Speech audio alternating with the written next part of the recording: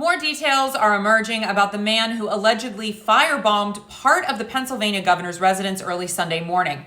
Also, how could cuts to the HHS impact a plant outside of Pittsburgh that certifies all N95 masks in the United States? Let's discuss in this edition of the Week in Focus for the Pennsylvania Capital Star. Governor Josh Shapiro said troopers woke him and his family up around 2 a.m. on Sunday morning to evacuate. Harrisburg city firefighters extinguished the blaze at the residence along North Front Street. Cody Balmer, a 38-year-old from Harrisburg, has been charged in the attack and has pleaded not guilty to 8 counts, including attempted murder, aggravated arson, terrorism, aggravated assault, burglary, and related offenses. Balmer told state police that had he found Shapiro in the residence, he would have beaten him with a hammer. Shapiro has since condemned political violence without commenting on the motives of Balmer, who made a reference to Palestine in a call to authorities after the attack.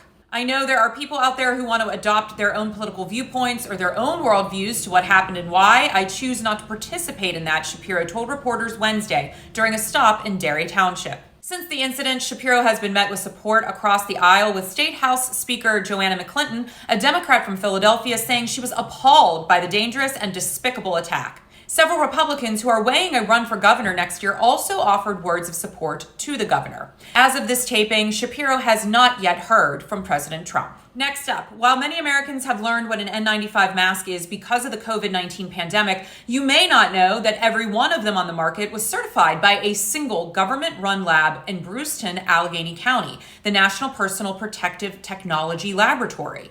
The name N95 actually comes from their certification standards. The lab outside Pittsburgh is operated by the National Institute of Occupational Health and Safety, NIOSH. NIOSH also certifies a host of other protective masks and respirators used by people ranging from firefighters to factory workers, coal miners, and pharmaceutical manufacturers, among others. In fact, an estimated 5 million American workers are required to use respirators for work. However, according to a dozen current and former NIOSH employees and union representatives who have worked at or with their personal protective equipment division, that lab has halted almost all of its regular work and is preparing to shut down in June. Why?